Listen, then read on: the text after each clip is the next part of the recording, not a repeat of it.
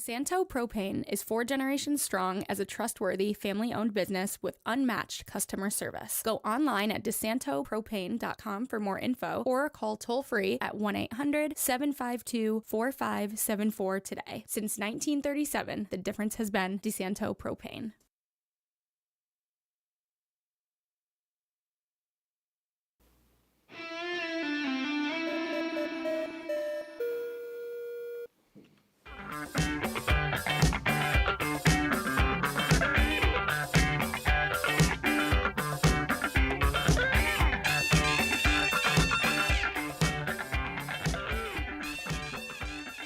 Hello, everybody. Welcome into the FL1 Betting Podcast here on FingerLakes1.com. Paul Russo, Jim Senecropi, Calvin's here with you, as always.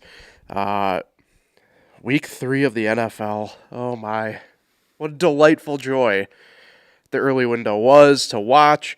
We'll get into some of that stuff and through our betting and picks like that, but hey, we are fully entrenched now into the NFL season. Can't beat it. So, before we get any further, thank a couple more of our sponsors, including Cicino's Pizzeria and Restaurant. You can visit them at their original Waterloo location or all-new renovated location in Geneva. Dine-in, takeout, delivery, catering, and banquets. You can order online at Cicinos.com. Live, laugh, and eat well. It's the Italian way. And GoNet Speed, the future of connection is here, and it's fiber made for how we live and work today. GoNet Speed Fiber is faster and stronger than anything out there. You can check availability in your area, as well as plans and pricing at GoNetspeed.com and get ready for fast and reliable fiber internet straight to your home. All right, guys, let's jump right into this here.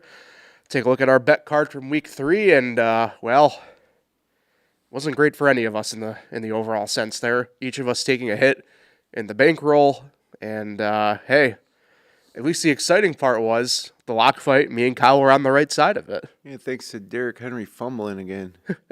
So crazy. And that stupid San Francisco game, what was the line there? I can't read it. 1.5. 2.5, yeah, they won by 1.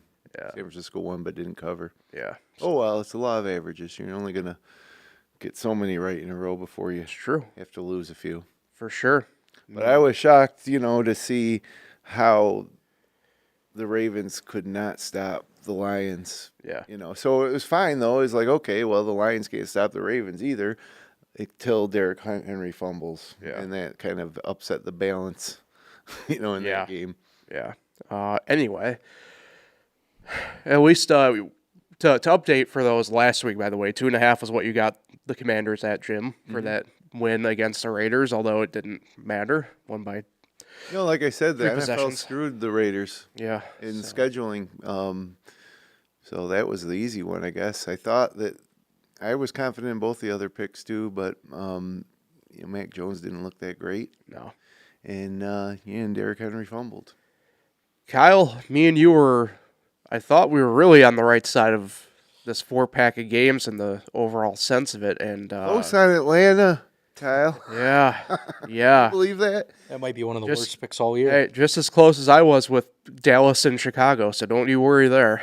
30-0. I mean, come on. And I thought I saw a stat. Atlanta even had more first downs than Carolina, but they kept turning the ball over or going for fourth down. And so, don't trust Atlanta ever after that one. And then, you think, okay, Green Bay's the best team in football maybe, and then they lose to maybe the worst team in football. And they're even up 10-0 late, and I'm like, oh, my God, I might barely just cover this game. And then all of a sudden they go 13 unanswered. Yeah. Hey, that's why the NFL's so popular, right? Yeah. Even teams in places like Carolina or Cleveland where they aren't too upbeat about their teams, they can still win games against the, in the Cleveland Browns case, against, a team that's considered a Super Bowl contender. Yeah. And speaking of the Panthers, quick, I wanted to tell you this stat. So Bryce Young is 7-26 against NFL starting quarterbacks, except for the Falcons, where he's 3-1. So just 7 for 26 against all other teams, but 3-1 against Atlanta. So almost nearly half of his wins. Yeah. Pretty wild. It is. Sometimes you got your number, sometimes you don't. I mean, week 3, the witching hour caused a lot of chaos, not just for normal game purposes, but for betting lines. I mean, just special teams. Crazy. You had a specifically because I unfortunately, as I call it, was stuck in the olden times of watching NFL football.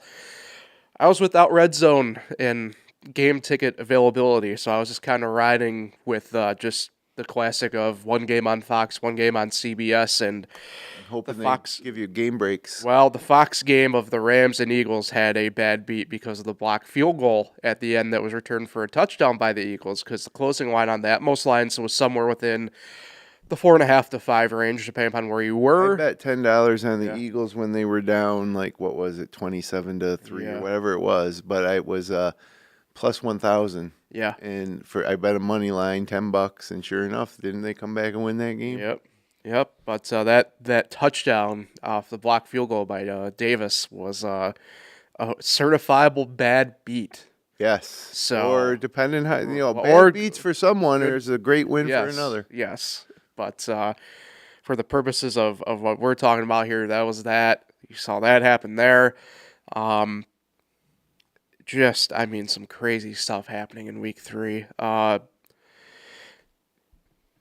would push back a little bit, Jim, but I know it's for a different podcast. I don't know about Cleveland being the worst team in the NFL, or one of them. I guess maybe technically they would be, but that defense, man, is still legit that they got. I mean, that is The Browns? that's still a very legit. Yeah, they're a great defense, but in this era of the NFL, having the best defense in the league is not going to win you many football games, enough to get into the playoffs with a offense that is near the bottom of the league. Right. Yeah. So, It would if it was 1986. The Browns probably would be Super Bowl contenders because that was the era of defense. they're now again. If you were here for Bills Weekly this week, and we kind of did some dating of stuff here in '86, the Browns were Super Bowl contenders technically, I believe. Yeah, and the right? Bears Anyway, won, so- and Jim McMahon was their quarterback. They were a defensive juggernaut, the best defense of all time, maybe. They also had arguably the best player of all time, though, in Walter Payton on offense. But Yeah, but they were not. If you look at the scores of their games, it wasn't the offense that true. won the games for them. that's true. So, all right. Other than that, guys, I got really nothing. Nothing really stuck out. I know. Maybe we can do this a little bit after our picks. I don't know. I didn't see any really big shifts Ryder Cup wise this weekend, Jim. I know we talked a little bit about that last week, but Yeah, I got my bets in. I got them in early. I got them on bet in Europe. I'm rooting for the USA, but we got to. If you're going to give me plus 170 on Europe, then I'm taking it because those guys are serious competitors, and I think I just get the general feeling that the guys on the U.S. team are kind of soft. yeah. So hey, They're more worried about their Instagram profiles. well, I was going to say that the photo from what's the technical term? Is it a gala they call it, gala, or whatever the dinner that they do there? Look, the shoe part, I don't really care. I think a lot of people read too deep into the footwear side of it. Far be it from me, because if you were to look when we were, say, broadcasting, for example, this past winter, I was heavy in the LeBron rotation of shoes. It was just the visual compared of what the U.S. team compared to the European team. I'm like, one seems to be taking us a bit more serious than the other. The U.S. team is full of bros. That's bro culture in golf. Yeah. There are a lot of bro golf. Where the Europeans are just like more like men. Yeah. I guess I don't know, but and then you look at Scotty Scheffler, not a great Ryder Cup record. That's true. And that was the same with Tiger Woods. I mean, the great individual players don't necessarily make great teammates. Mm-hmm. Not to saying he's a bad teammate, it's just the team competition. He's probably It's a different wiring you right. need. Yeah. Correct. So But we'll see. yeah. All right. Speaking of golf, I guess we'll do pick style this way, much like golf. Jim, you technically still have honors because of us all having the same record this past week. So up to you. Do you want to go first? Defer? I'll go first. Okay. We're going to start out with the Seahawks plus 1.5 at the Cardinals. Okay. I mean, just a simple eye test. Yeah.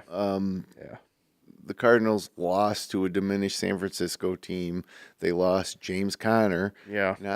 Trey Benson can't be serviceable coming in and maybe even be just as good as Conner. But again, I just think the Cardinals are kind of a loose organization. When the Seahawks under Sam Darnold, finally, I mean, they're balanced. They got a good running game, good passing game, good defense, and they're getting 1.5 against the Cardinals.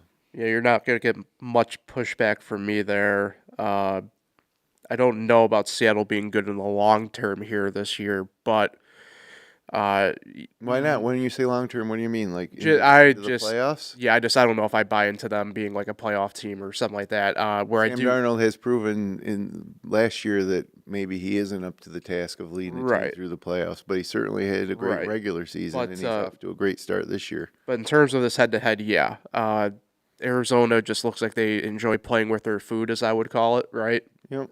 So they can't beat Seattle either. Seattle's won 7 straight. Yeah. I that's why I don't understand the line. Yeah. To be getting points. My only logic is maybe Arizona's at home. But even Are then, they known as a great defender of home turf? Correct. That's where I'm getting at, though. I mean, I don't want to disparage Arizona. I do know there's a good home audience there. Whatever. You ever hear anybody say? Well, no, this is where I'm getting though. It's the butt element of there are a lot of transient fans that end up in Arizona. Let's not get this twisted. So, and it's also a venue that a lot of opposing teams travel to. Correct. But if you ever heard anybody say, "Boy, it's going to be tough for the visiting team in Cardinal Stadium," it's a dry heat. What's the name of the stadium? State Farm. Oh, is it still State Farm? Yeah. Okay. Yeah. Boy, it's a tough place to play. I don't know. You know what, Kyle? We'll go to you next. We'll do the reverse whip around here is what we've been doing. So yeah. So it's funny. I just went against them, but this week I'm going with them. I'll take Baltimore -2.5 at Kansas City.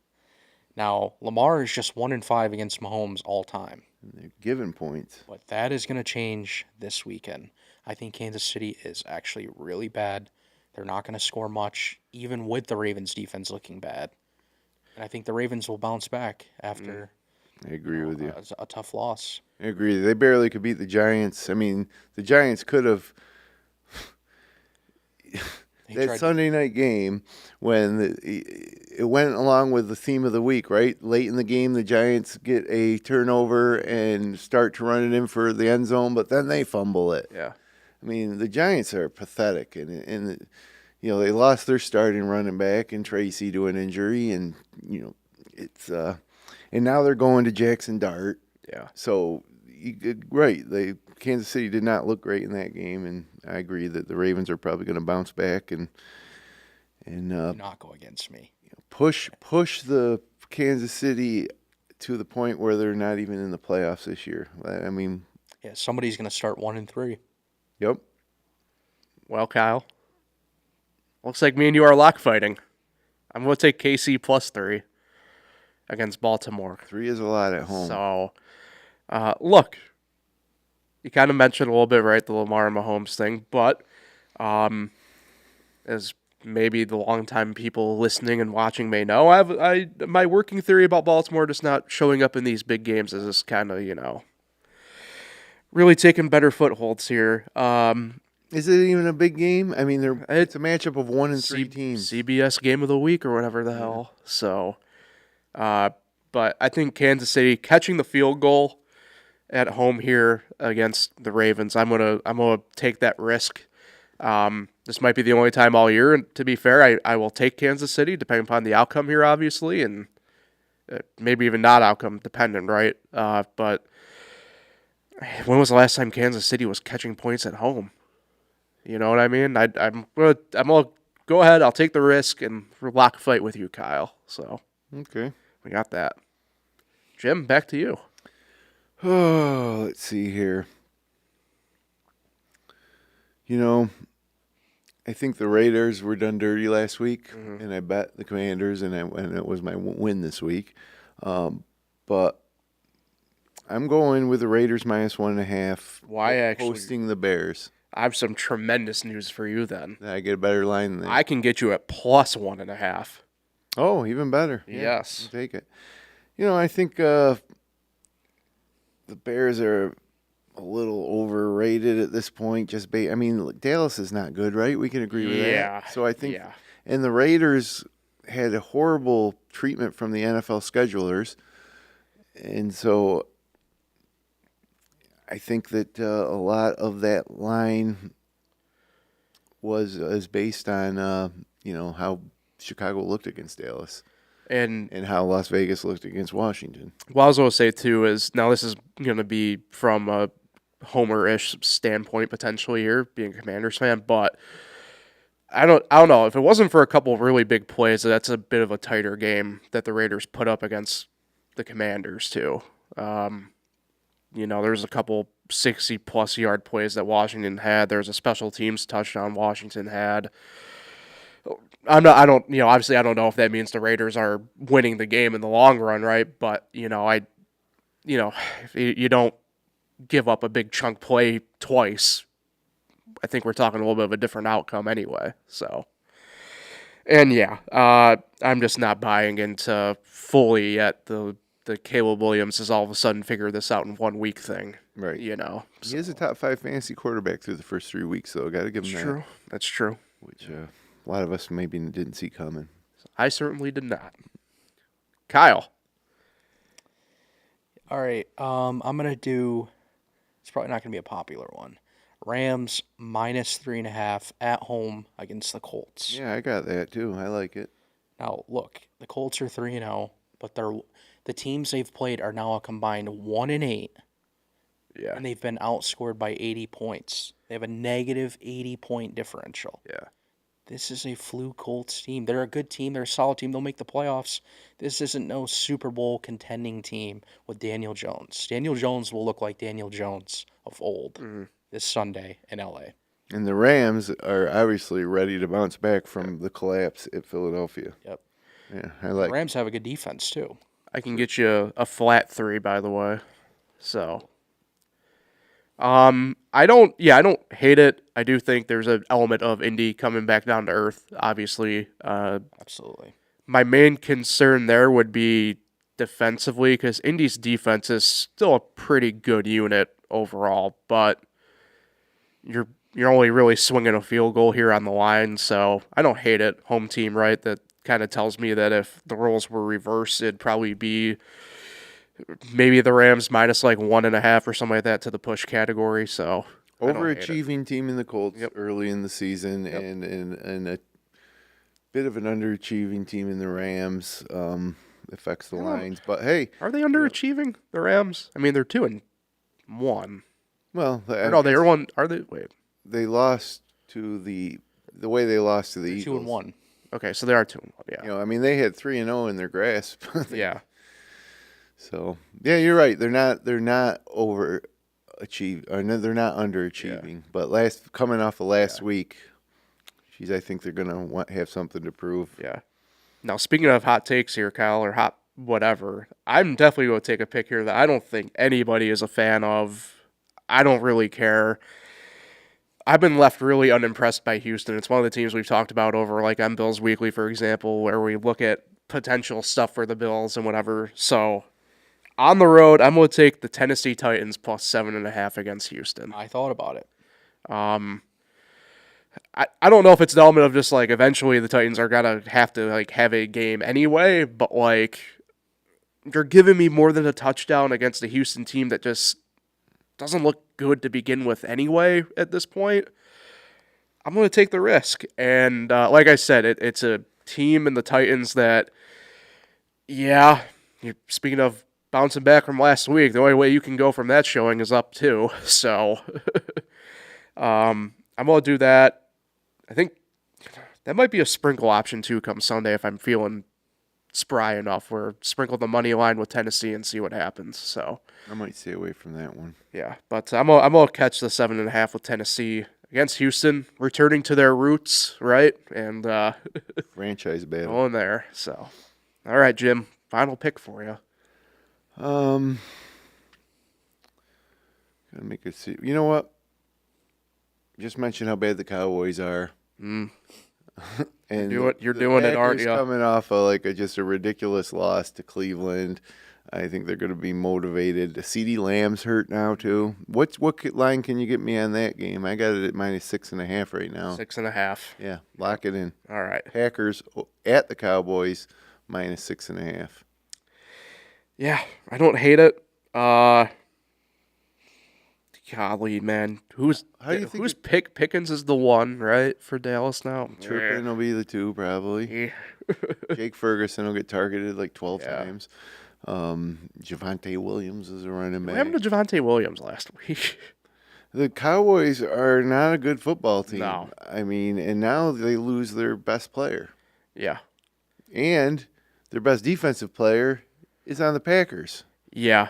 It's a deeply unserious franchise. It's a deeply unserious week for them. And don't you think that Micah Parsons is going to have that Packers defense like Correct. fired up to go into Dallas and show them that they should have paid him the money? Right. The Packers obviously are just a better And team, and so it's a big spread for a road Right. team. But I know this doesn't have anything to do with it really on the betting side of it, right? But like the fact that like the Joneses are already talking about how like, oh, it'd be too soon to honor Micah and blah blah blah. I'm like, you Honor him. just can't get out of their own way. Like, why so- would they honor him? What did he ever do there? Well, right, but I don't know what prompted it. I'm guessing it had to have been a question about him coming back to Dallas and just Jerry being Jerry. You know what I mean? Just so. Anyway. Kyle, your third and final pick. I'm rolling with him. That's probably the one I'm most comfortable with. A lockstep. The Cowboys defense made both the Giants and Bears look good, and they put up quite a few points. I think that Dallas defense is going to get carved up. Cowboys can score here and there maybe, but at the end of the day, they're going to cover a 6.5 point spread. How well can they score without CeeDee Lamb though? Right. So, We'll see. and then what did they put up last week against the Bears? 14, 17? Yeah. Yeah, I mean, come on. Like, the Packers defense is better. Yeah. Well, I like where your guys' heads are at with that lockstep. To the point where that game was on my radar.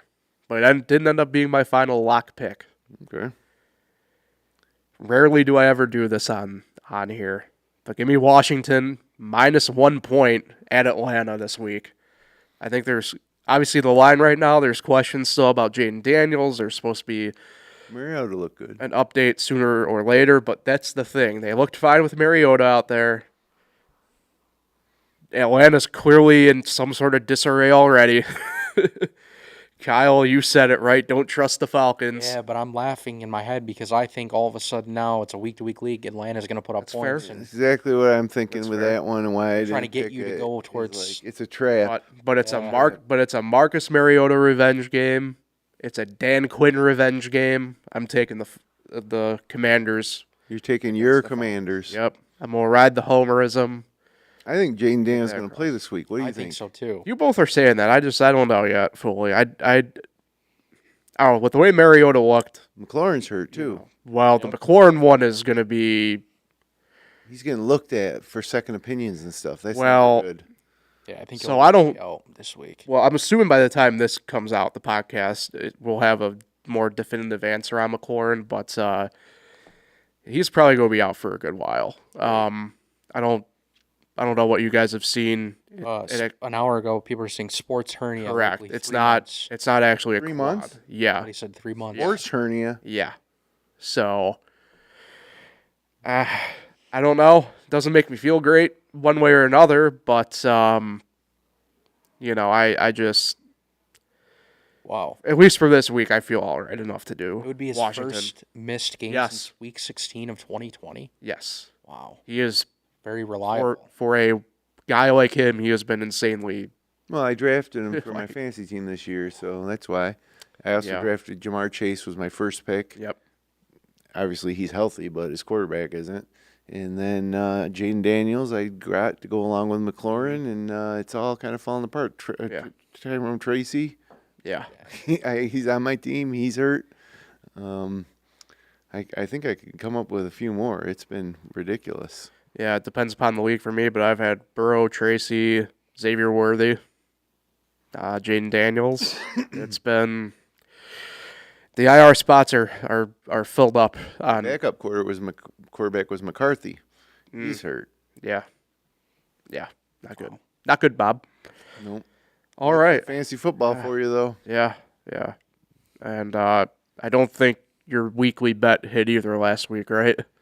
No, and it started out good because it started out with James Cook on Thursday. This is the anytime touchdown parlay that I've been running for the 5 guys that scored 2 touchdowns, or averaged a touchdown a week last year. And yeah, James Cook got it on Thursday, and then Kyron Williams got one early on Sunday, and then Jamar Chase didn't get his. Yeah. And then, of course, Derrick Henry didn't either. Gibbs did it. So for the 3rd straight week, I hit 3 of the 5. Yeah.